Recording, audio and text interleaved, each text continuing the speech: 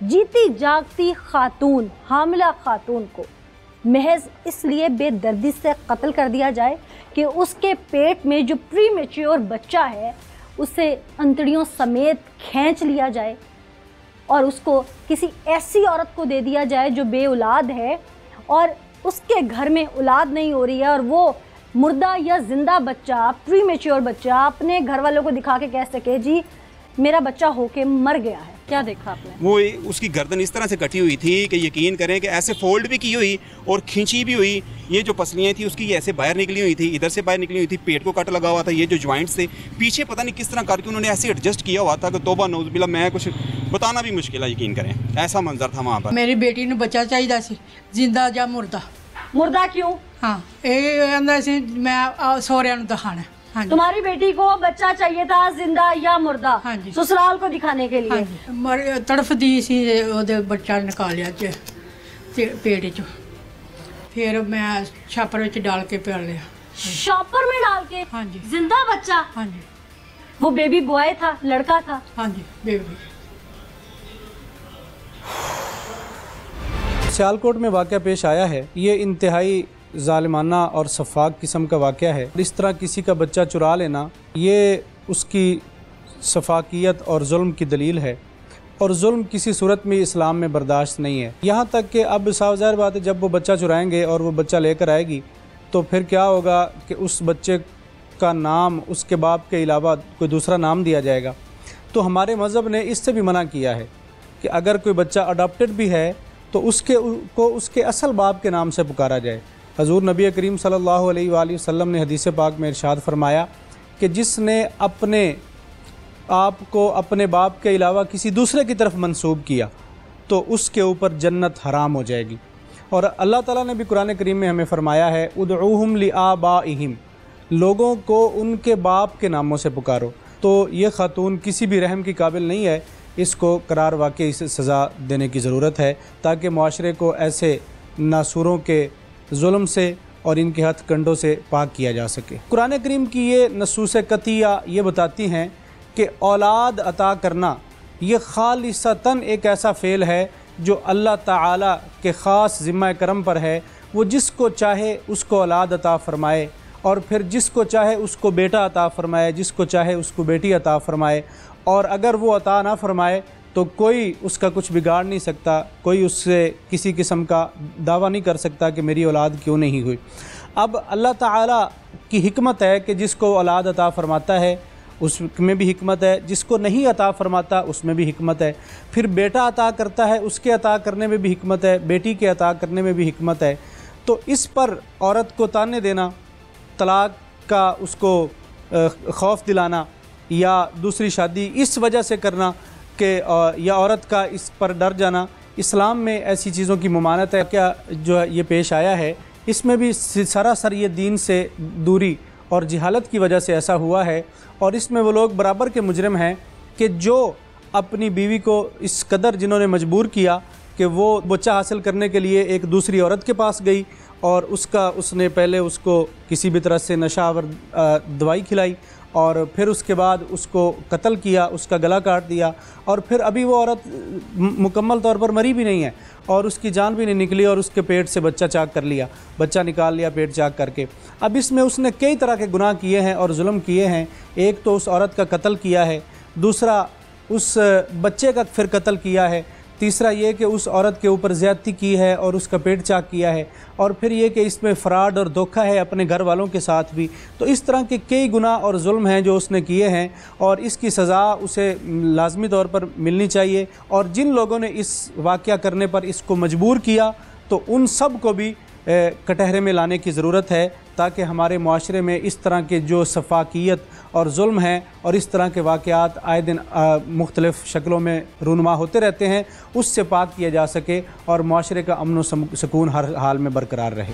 नाजरीन, ये मेरे करियर का वाहिद प्रोग्राम था जिसको रिकॉर्ड करते हुए मुझ पर लर्जा तारी हो गया। रब्बे कायनात का लाख लाख शुक्र है कि इन सफाक औरतों के चेहरे बेनकाब करने की हिम्मत जुटा पाई। जितना इल्म बंदी ना चीज जानती है उसके मुताबिक, या जो अभी हमने आलिम दीन से कुरान की रोशनी में सुना, इसमें तो कहीं भी इंसान को अल्फाज से भी दिल आजारी करने की गुंजाइश दीन नहीं देता। सियालकोट के इस दर्दनाक वाक़े को मैं किसी मजबूरी में नहीं ले सकती। ये सरासर सफाकियत और लालच का नतीजा है, इससे ज्यादा और कुछ नहीं। एक मासूम जिसे जबरदस्ती माँ के पेट से निकाला जा रहा हो और इसे निकालने की खातिर इस माँ का गला भी काट दिया जाए और अपना जुर्म छुपाने की खातिर इसकी गर्दन तन से अलग की जाए, उसकी टांगे तोड़ दी जाए ताकि उसे संदूक में बंद करने में आसानी हो। मैंने अपनी अदना सी कोशिश की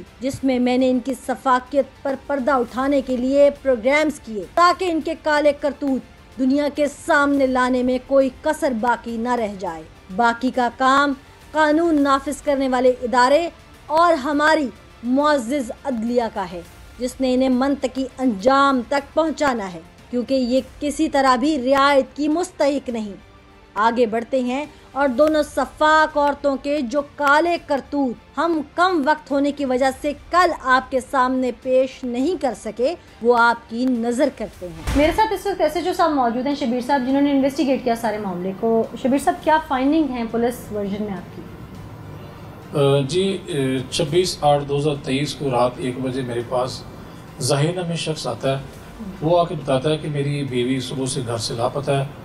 तो उसकी दरख्वास्त पे मैं फौरी तौर पे मुकदमा दर्ज करता हूँ। अंदराज मुकदमे के बाद तफ्तीश का आगाज़ करते हैं। मैं अपनी टीम को लेकर मौके पे जाता हूँ। तो ये बेसिकली जो ज़ाहिर नामी शख्स और जो खातून कत्ल हुई है, ये एक किराए के क्वार्टर में रिहाइश पजीर थे। तो उसके आसपास में जितने भी CCTV कैमरा जाल लगे हुए थे वो हमने चेक किए, IT की हेल्प ली। तो CCTV कैमरा जब चेक करते करते हम देखते हैं कि एक खातून है जिसका नाम अजीज़ा है। वो आहनी संदूक को लेके पहले क्वार्टर्स के अंदर जाती है, फिर कुछ देर के बाद वो उसी संदूक को बाहर लेके जाती है रिक्शे पे। उस रिक्शे पे वो लेके जाती है, मोहल्ले के 3 लड़कों को मिलाती है और रिक्शे पे उस संदूक को लोड करवा के अपने घर में ले जाती है। तो जब हम उस संदूक को ट्रेस करते हैं, उस संदूक को खोलते हैं, तो उसमें से इस खातून की डेड बॉडी मिलती है। तो मज़ीद हम तफ्तीश का दायरा बढ़ाते हुए आगे बढ़ते हैं, तो मुल्ज़मान को ट्रेस करते हैं। इस सारे घनौने जुर्म में 2 ख़वातीन जो वो शामिल हैं, एक का नाम अजीज़ा है, दूसरी का नाम इरम है। तो इनको हम जदीद साइंटिफिक तरीक़ाकार से सीनियर अफसरान की हदायत के मुताबिक हम उनको ये 2 तो वो हैं जिन्होंने अमल किया, एक इसमें और भी है जो कि अजीज़ा की बेटी है। जी, इनका जो कत्ल करने का पर्पस था वो बेसिकली ये था कि अजीज़ा की बेटी की शादी को 15 साल हो चुके हैं, उसके यहाँ औलाद नहीं, तो बेसिकली उसको ये बच्चा देना चाह रहे थे। तो इनका कत्ल करने का पर्पस यही था कि अपनी बेटी को बच्चा देना था। इसके पीछे इनका कोई और किसी किस्म का कोई पर्पस या कोई रैकेट माफिया इनके पीछे कोई इस तरह तो नहीं सरगर्म? क्योंकि बहुत सारी ऐसी चीज़ें भी हम इन्वेस्टिगेट जब करते हैं, दुनिया में बहुत सारे हीनियस क्राइम हो रहे हैं। बस ये थे इन्वेस्टिगेटिव जर्नलिस्ट। क्या मैं तो हर एंगल से इसकी इन्वेस्टिगेशन खुद भी अपने प्रोग्राम के लिए कर रही हूँ। सिर्फ मुझे ये बताइएगा कि आपने भी इंटरोगेट किया होगा, क्या इनका पर्पस सिर्फ उस बेऔलाद औरत को बच्चा देना था या इसके पीछे कोई माफिया भी हो सकता है? और जी मैडम, इनकी अभी इन्वेस्टिगेशन और इंटरोगेशन जारी है। इब्तदाई इन्वेस्टिगेशन में यही चीज़ सामने आई है कि बेसिक इनका पर्पस जो था वो बच्चा बेऔलाद औरत को लेके देना था। बेसिकली इन्हें मर्डर बच्चा हासिल करने के लिए किया। इसमें कोई मर्द भी शामिल है? इरम बीबी का खामद या उस खातून का खामद जिसके यहाँ औलाद नहीं थी? जी, इनकी इंटरोगेशन हम कर रहे हैं। अगर कोई शामिल हुआ तो उसको भी इंशाल्लाह अरेस्ट करेंगे। क्या 2 ख्वातीन एक औरत को, हमला औरत को कत्ल करके किसी संदूक में बंद कर सकती हैं? आप बहैसियत एक सीनियर पुलिस ऑफिसर समझते हैं ये बात? जी बिल्कुल। बेसिकली देखें, वो 7-8 माह की हामला औरत थी, तो इस कंडीशन में औरत तो वैसे ही उसकी कंडीशन ऐसी होती है। तो इन्होंने सबसे पहले उसको जूस में नींद वाली गोलियां खिलाई हैं, तो उसके बाद फिर इसका तेज़धार छुरी से इसका गला कटा है, फिर उसका जो पेट चाकिया है। तो वो तो उसकी तो हालत बेचारी की पहले ही ऐसी थी क्योंकि वो हामला थी। जब आपने इरम बीबी के घर को सर्च किया तो क्या आपको वहाँ से कोई ऐसे निशानात मिले कि वाक़या यहाँ पर हुआ है? जी बिल्कुल, हमें उधर से एविडेंस मिली। हमारी PFS से टीम भी आई थी, क्राइम सीन से हमें वो ब्लड भी मिला। फिर हमने जो आला कत्ल है वो भी हमने बरामद कर लिया। इनके जो उस वक्त इन्होंने कपड़े पार्शात पहने हुए थे वो भी हमने ब्लड आलूद वो भी हमने रिकवर किए हैं। ठीक है, इसमें दफ़ात कौन कौन सी लगाई हैं? क्योंकि क्राइम बहुत हीनियस है, खाली 302 तो नहीं होगी। जी, इसमें पहले हमने गवाह की FIR दर्ज की, उसके बाद फिर 302 जो है वो सेक्शन ऐड हो गई, फिर वो बच्चा भी हमने रिकवर किया, उसकी भी सेक्शन ऐड हो गई। इसमें मैडम जो जो रेलिवेंट सेक्शन है वो हमने ऐड किए हैं। ठीक, और ये मामला कितने दिन में डिग आउट हो गया सारा कि ये जी कातिला है? ये हमने तकरीबन 7 से 8 घंटे के अंदर अंदर ये सारा मामला डिग आउट कर लिया था। बहुत शुक्रिया शबीर साहब, आपने पुलिस फाइंडिंग्स हमें डिटेल से बताई। जो कुछ इन्होंने किया वो इन्हीं की ज़ुबान से आपको सुनवाते। नाज़रीन, बहुत सारे प्रोग्राम्स हम लोगों ने किए, बहुत सारे हीनियस क्राइम कवर किए, बहुत सारे लोगों की पुकार बने, उनके लिए इंसाफ का ज़रिया बने, उनको हक की सच की तलाश में उनके साथ निकले। लेकिन यकीन माने इस तरह से असाब कभी शल नहीं हुए। कहने को ये दोनों औरतें हैं, लेकिन जो उस औरत के साथ इन्होंने बर्बरियत ढाई। एक औरत जब हामिला होती है तो वो पहले ही तकलीफ़ दे मराहिल से गुज़र रही होती है, वो तकलीफ़ें बर्दाश्त कर रही होती है, एक नई ज़िंदगी को दुनिया में लाने जा रही होती है। मेरे देखने वाले अंदाज़ा लगा सकते हैं कि ऐसा शदीद गर्मी का मौसम और ऐसे में एक खातून पहले से हामला, कभी शायद उसका बीपी लेवल ड्रॉप हो रहा होगा, कभी शुगर लेवल उसका फ्लक्चुएट हो रहा होगा। उसकी एक गरीब घर की औरत जिसे शायद एसी भी मैसर ना था, वो एक पंखे के नीचे इस मौसम में अपने अंदर ये तब्दीलियाँ बर्दाश्त कर रही थी, तकलीफ़ें बर्दाश्त कर रही थी, क्योंकि उसका बेटा दुनिया में आने वाला था और पहला बेटा था उसका। पहले उसकी गोद में 2-3 साल की बेटी थी। इन लोगों ने बहाने से उसे बुलाया, उसे नशावर अद्वियात दी, फिर उसे इंजेक्शंस लगाए। उसके बाद इन्होंने सबसे पहले उसकी शारक काटी। वो तड़फी होगी, उस वक्त बेबस होगी, उसकी आंखें जब बंद हो रही होंगी न जाने आंसू टपके होंगे। वो खुद मर भी जाए लेकिन उस बच्चे को बचाना चाहती होगी जो उसकी कोख में पल रहा था। माँ हर दर्द अपने पे ले जाती है। डिलीवरी के वक्त भी बहुत सारी अमवात होती हैं और बच्चे बच जाते हैं। माएँ अपनी ज़िंदगी कुर्बान कर देती हैं लेकिन औलाद को बचा लेती हैं। वो पल पल शायद उस वक्त भी सिसक रही हो, मदद मांग रही हो कि कोई फरिश्ता आ जाए, मुझे बचा ले, मेरे इस बच्चे को बचा ले, मेरी जान चली भी जाए तो खैर। इन जालिमों ने उसकी उन खुशियों को उसके अंदर से खींच के निकाला, उसकी अंतड़ियाँ तक इन्होंने शायद चीर दी हों, क्योंकि ये लोग प्रोफेशनल डॉक्टर नहीं थे। इन्होंने उसके जिस्म के किस किस हिस्से को बर्बरियत से काटा। या अल्लाह, ये हैं वो जानवर नुमा लोग जिनकी वजह से माशरे बदनाम होते। फिर तुमने क्या किया? कुछ नहीं किया, वो अस्पताल खड़े। सब कुछ तो कर लिया, अभी कह रही हूँ कुछ नहीं किया। अस्पताल खड़े, फिर अस्पताल खड़े। बेटी भी आ गई तुम्हारी वहाँ पे? नहीं, बेटी आई जो घंटा को हो गया से। तुम्हारी बेटी को सारे प्लान का पता था कि कत्ल होना है, उसमें से बच्चा लेना है? हाँ जी। फिर जो बच्चा लेना है, फिर अस्पताल खड़िया मैं एमरजेंसी वार्ड च खड़िया तो उन्हें चेक किया, उन्हें आख्या बच्चा ख़त्म हो गया। फिर डॉक्टर आया, डॉक्टर ने भी चेक किया, बच्चा ख़त्म हो गया। फिर मैं रोंदी छाती नाल ला के बाहर ला के बेंच तो बह गई। रोती? किस चीज़ पर रोई तुम? मेरी बात सुनो, रोई। ड्रामा किया? नहीं, ड्रामा नहीं किया। ड्रामा किया तुमने, क्योंकि तुम्हें पहले ही पता था कि 6 माह का बच्चा कभी बच सकता है माँ की कोख से बाहर। हाँ जी। बच सकते हैं? नहीं बच सकता। पता है ना इस बात का, तो काई करो ना। शॉपर में डालते हुए नहीं पता था वो बच्चे है? नहीं, शॉपर च डाल के नहीं, मैं कोई घर कट के ना ते तौलिए च वलेट के ले आके। पहले तो शॉपर में डाला ना तुमने, शॉपर ने डाला, बाद में डॉक्टरों के सामने तुमने इसको तौलिया में लपेटा ना। हाँ, तौलिए में वलेटा। तुम बहुत ड्रामेबाज औरत हो। किस चीज में रोई? ड्रामा किया ताकि लोग देखें? हाँ जी। फिर वो कैरी डब्बा ला गए, वो तो पाया। कौन कैरी डब्बा लेके आया? तो मेरा जवाई। वो शामिल था इस प्लान में? नहीं, वो नहीं। तुम्हारी बेटी पहले आ चुकी थी तुम्हारे पास? नहीं, बेटी उसे वेले आई सी। बेटी आकर रोन लग पई, मैं भी रोन लग पई। बेटी फिर कैरी डब्बा कराया, कैरी डब्बे च पा के फिर उत्थे लिया सीओल ला के ते जाके ऐलान कराया, जनाजे का ऐलान कराया। अबरार हुसैन का बेटा फौत हो गया। फिर 10:30 बजे जनाजा होया। और उस दौरान वो लाश कहाँ थी? लाश वो मेरी गल सुनो दफना छड़ी थी ना। कौन सी लाश? नहीं, लाश तो घर रखी गई। इसके घर? नहीं, इसके घर में, मेरे घर। ये सारा कुछ तुम्हारे घर में हुआ? नहीं, मेरे ये घर का होया। हुआ इसके घर, लेकिन लाश भी तुम साथ ले गई हाँ जी, उस संदूक के अंदर? हाँ जी। वो लोडर रिक्शा मंगाया ना, लोडर रिक्शे दे लदा के फिर मैं अपने फिर उस लाश का क्या किया? लाश नूं मैं अंदर रख के बाहर टुर गई। फिर वो मेरी गल सुन, बच्चा चेक कराया जाके बच्चा। उसके बाद जब जनाजा हो गया बच्चे का, बच्चा तुमने तदफीन की बच्चे की, हाँ जी। फिर क्या हुआ? उस डेड बॉडी का क्या किया? डोडी बॉडी मेरी गल सुन निकाल ली सी उधर, वो बाले च इकट्ठे हो गए ना, तो फिर जंदा तोड़ के कट ली उन्होंने। पता कैसे चला कि संदूक में लाश है? वो मेरी गल सुनो, हाथ ये खावंद ने लिखाई रिपोर्ट। तुम्हें जरा सी भी शर्म हो ना तो अपने लिए मौत की दुआ खुद मांगो। सही बात है। तुम अभी भी माफी की तलबगार हो, तुम्हें शर्म नहीं है? शर्म है नहीं है। नहीं। आज तुम शर्म इसलिए तुम्हें आ रही है कि तुम्हें यहाँ पे 25 करोड़ आवाम देख रही है। अच्छा। ये दो औरतें थी, इनका हौसला चेक कीजिए, इनकी दिलेरी चेक कीजिए कि इन्हें दुनिया में तो किसी का डर नहीं था, उस नीली छतरी वाले का भी डर नहीं था।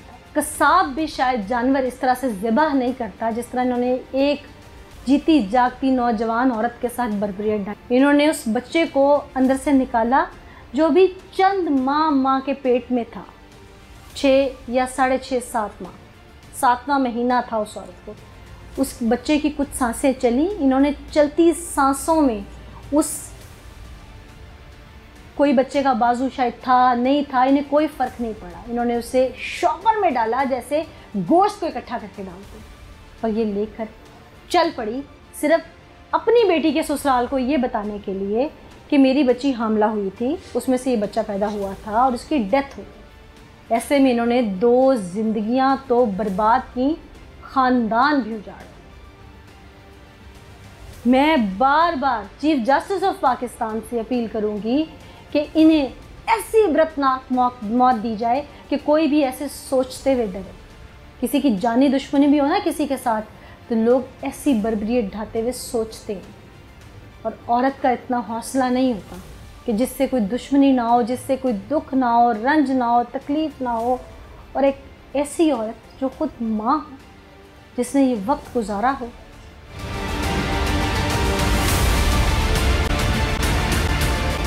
तुम्हें शर्म नहीं है? नहीं, शर्म तो है। मैं खुदा को तुमने केले बक्सा कैसे उठा लिया? नहीं, केलिया नहीं बिठाया। कौन था तुम्हारे साथ? वो दो भाई बंदा ते मेरी गल सुनो, जड़ा रक्शे लोडर वाला। उन्होंने पूछा नहीं इसमें क्या है? उन्होंने पूछा। बंदा कौन था? वो मेरी गल सुनो रक्शे वाला से, लोडर वाला। उन्होंने उठा के अंदर रखा? हाँ जी। पूछा नहीं क्या है इसमें? वो वैसे पूछा से, उन्हें आख्या दाने पाए ने बिच। किसने कहा? मैं उन्हें पूछा ना मैनू, तो मैं आख्या दाने पाए ने। बीबी तुम्हें तब तक शर्मिंदगी नहीं हो रही थी कि तुम 2 कत्ल करके आई हुई हो? मैं शर्मिंदगी तो हो गई, जो मैं करके देता तो फिर शर्मिंदगी तो है। उस वक्त जब तुम कर रही थी तुम्हारे हाथ नहीं कांपे? हाथ कंबे दे, जो शैतान हाजिर हो जाए ना फिर हाथ नहीं कंबते। अल्लाह को माफ़ी मंगनी है, अल्लाह मैनू माफ़ कर दे, अल्लाह सुने मैनू माफ़ कर दे। छुरी कहाँ से ली थी तुमने? वो छुरी अपने घर से आनी। लेके गई थी? हाँ जी। इसका मतलब तुम कत्ल करने के प्लान से लेके गई थी? हाँ जी। बाकी सारी चीज़ें जिस तरह बच्चा निकाला, काटा, वो चाकू शाकू कहाँ से लिया? वो चाकू मेरी गल सुनो, इन्हें चाकू लिया सी, छुरी लाई सी, ਉਹਦੇ ਨਾਲ कटा है जिसम जड़ा पेट। तुम लोगों ने ये नहीं सोचा कि इस दौरान अगर बच्चा मर गया, अंदर ही कट लग गया, खैर तुम्हें तो मरा हुआ चाहिए था। हाँ जी। जिंदा मुर्दा की कोई टेंशन नहीं थी तुम हाँ लोगों को। एक पल के लिए जब उसकी गर्दन पे छुरी फेर रहे थे, उसकी आंखों की तरफ नहीं देखा? आंखें तो मेरी कासन बड़े उठ लिया ने। तुम लोगों ने उसकी आंखें बन लिया बांध दी थी? हाँ जी, बंद कर दी थी? छापर च डाल लिया सी, तो दौड़ी बड़ी सारी। पहले ही शॉपर मुंह पे चढ़ा दिया था उसके, ताकि आवाज ना निकले? हाँ जी, आवाज ना निकले। कैसे बांधा था शॉपर उसके मुंह पे? छापर जी भी लेट लिया सी, चिट्टे रंग का छापर जी भी लेट लिया सी। तुमने पहले भी उस औरत को देखा था? नहीं। जिंदगी में पहली बार नहीं, देखा? पहली बार देखी। ये घर आदि वेखी, मैं उस दावा नहीं वेखी। ये अपने मुंह से उतारो नीचे, उतारो, दुनिया तुम्हारा मकरूह चेहरा देखे।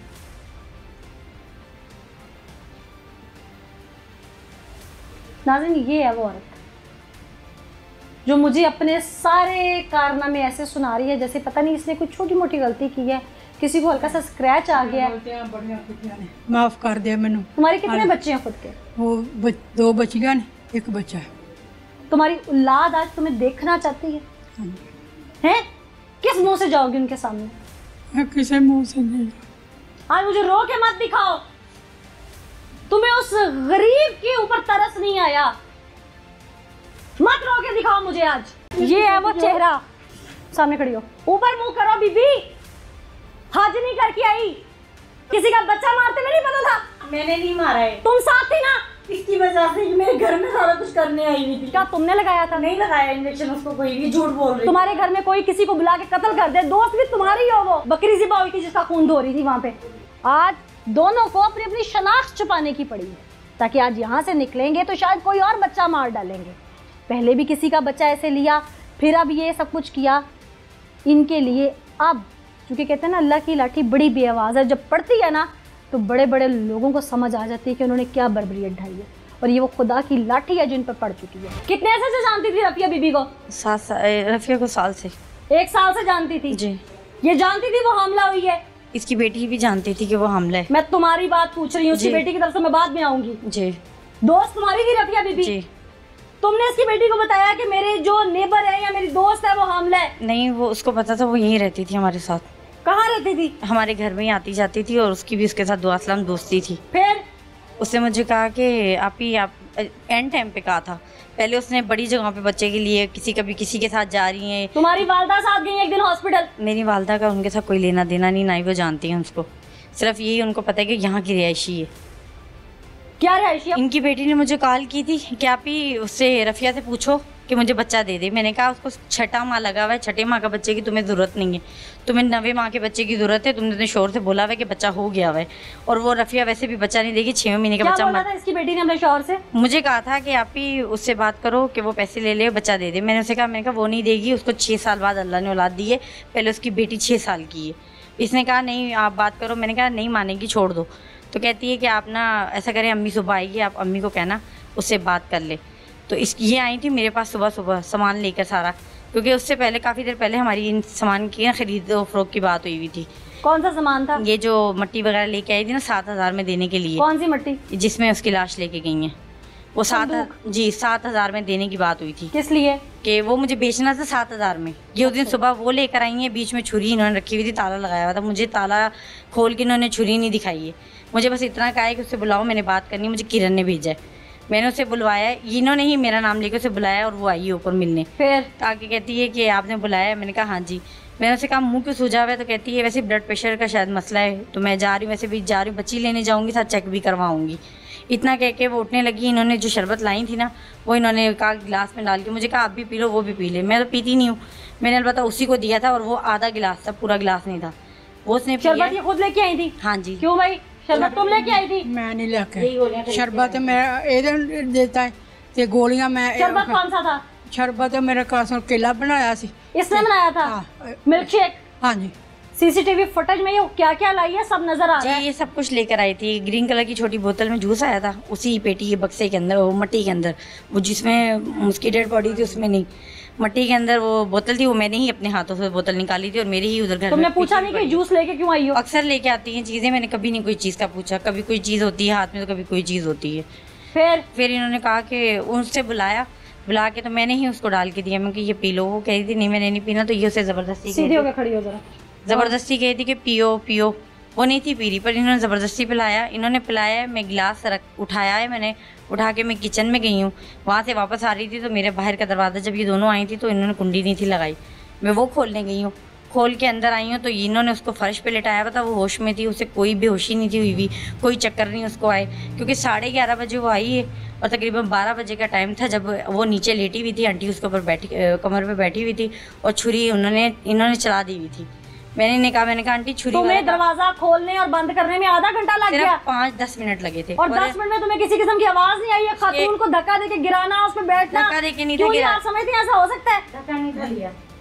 धक्का नहीं था दिया। आंटी ने उसको नीचे लेके दबोच लिया हुआ था, एक ही दोनों चरपाइयों पे बैठी हुई थी। झूठ बोल दी, सारा झूठ बोल दी।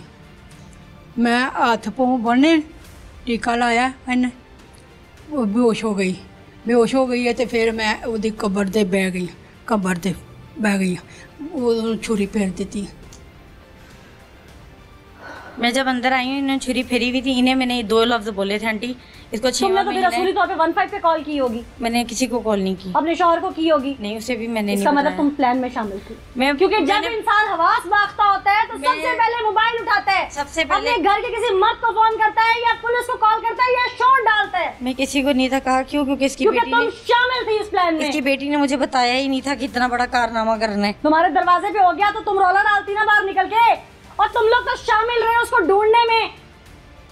डूब मरने का मुकाम है तुम्हारे लिए। आज ड्रामा सुनाओगी, कोई भी बात सुनाओगी, हम मान जाएंगे।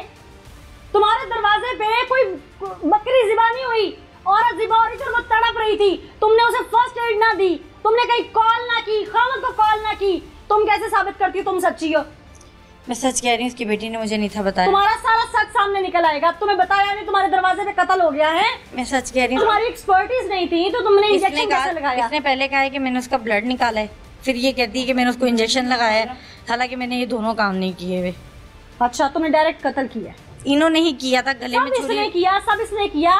और भाई किसी के दरवाजे पे कुर्बानी का जानवर भी ज़िबा करना हो ना तो उनसे इजाजत तलब होती है। अपने घर को बचाने के लिए सिर्फ उसको बक्से में डलवाने की कोशिश की थी। क्यों? तुमने कत्ल का साथ दिया, कत्ल करवाया, अपनी तुम्हारी एक्सपर्टीज थी, मजबूर तुमने उसके पेट में से बच्चा निकलवाया। छुरी फिरने के बाद तुम्हें ये पता चल गया था कि पेट में से बच्चा कैसे निकालना है।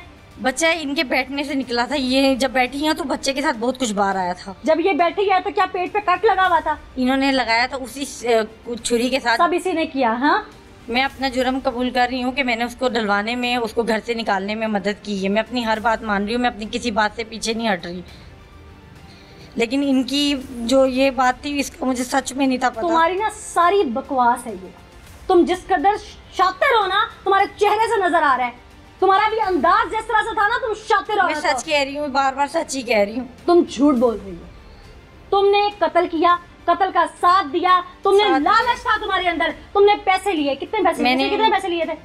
2 लाख रुपया लिया सी, मैंने पता लिया कि नहीं। तुम्हारी बेटी ने क्या बताया? बेटी ने क्या 2 लाख रुपया देता मैं इस औरत को। हाँ। और इसके खामन को सारी बातों का पता है? पता है। इसका खामन करता क्या है? तुम्हारा खामन क्या करता है? वो डॉक्टर है, लेकिन उससे किसी बात का नहीं पता। MBBS है जी, उन्हें किसी बात का MBBS है जी। कहाँ से MBBS किया है? ये नहीं मुझे पता। वो MBBS नहीं है। नहीं होगा। बीवी को सब पता होता है। नहीं पता मुझे। तुम्हें ये पता था कत्ल कैसे करना है? मुझे ये भी नहीं था पता। ये तो ये घर मेरे आने के बाद इन्होंने की है। बीवी 9 महीने से वो तुम्हारे दर पे आके प्लानिंग करती है, उसको एक बच्चा चाहिए, तुम उसके साथ हॉस्पिटलों में चलती हो और अब तुम ड्रामेबाजी कर रही हो मेरे साथ। इन्होंने 100 वाला में एक केस करवाया है। नाल गई सियाल। कहाँ गई? सियालकोट मेरे घर से बच्ची निकलिया ते प्लान बनाया सी ते बच्ची निकलिया सी ना। प्लान ना बनाती तो बच्ची किवें जाती है सियालकोट। इन्होंने सियालकोट ऑपरेशन करवाया था एक औरत का, उनका बच्चा भी इन्होंने ही लिया था और इन्होंने ही उनसे बात इनकी बेटी ने की थी। मुझे बस दोस्त होने के नाते उसने फ़ोन पे बताया था, आप ही मुझे बच्चा मिल गया है, मेरी माँ बच्चे के पास दाखिल है, साथ है।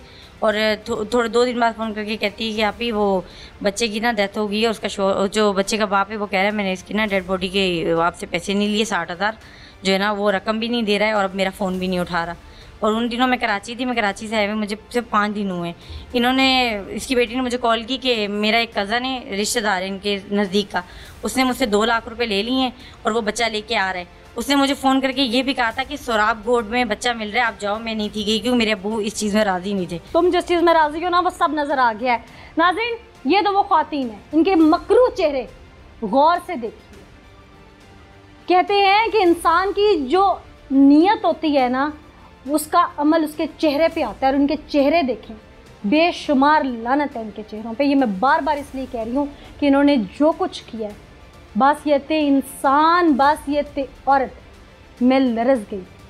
मैं जब उस फैमिली से मिली हूँ और मैंने जब वो मासूम बच्ची देखी है जिसकी माँ इन्होंने छीन ली, जब मैंने उस तड़पते बिलकते खामद को देखा जिसकी हस्ती उजड़ गई, वो सुबह नौकरी गया, शाम को वापस आया तो बीवी ना थी। वो नहीं जानता था कि इन जालिमों ने सफाकियत से उसके बच्चे और बीवी को कैसे कत्ल किया। ये एक्सपर्ट नहीं थे, इन्होंने तशद्दुद की इंतहा कर दी। हो सकता है कि वो दर्दों में, तकलीफ़ में ही जांबर ना हो सकी है। ये लोग इस चीज़ को नहीं समझते, इनको लगता है जो हुआ हो गया, और ये वो कैमरास उन 25 करोड़ आवाम के सामने इनको रुस्वा इसलिए कर रहे हैं ताकि इनको सारी ज़िंदगी, जब तक ये जेल में ज़िंदा रहें, इनको एहसास होता रहे कि जो कुछ इन्होंने किया है पूरी दुनिया देख चुकी है, इनकी रुस्वाई पे जग हंसाई है। चूँकि मैं लफ्ज़ों का चुनाव रखते हुए, टेलीविज़न स्क्रीन है, मैं कुछ और बोल नहीं पा रही, शायद देखने वाले इस प्रोग्राम के ज़रिए इन्हें बुरा भला कह रहे हैं। बुरा भला बहुत छोटा लफ्ज़ है, लेकिन क्या करूं, लफ्ज़ों का चुनाव करना पड़ता है, क्योंकि हम स्क्रीन के ऊपर कुछ क़ायदो ज़वाबित में बंधे हुए हैं। खुदारा अपने फीडबैक में, कमेंट में ज़रूर बताइएगा कि जो इन्होंने किया कि किस तरह की सज़ा के मुस्तहिक़ है। मैं कोशिश करूँगी कि उन मासूमों की पुकार बन सकूँ जिनका कोई कसूर ना था। खुदारा किसी पर इतना एतबार मत कीजिए, दोस्ती में, एतबार में ये सब हो गया और रफ़िया बीबी जान की बाजी हार गई। इसके साथ मुझे नीला ज़का को इजाज़त दीजिए, फिर हाज़िर होंगे अल्लाह ने के बाद।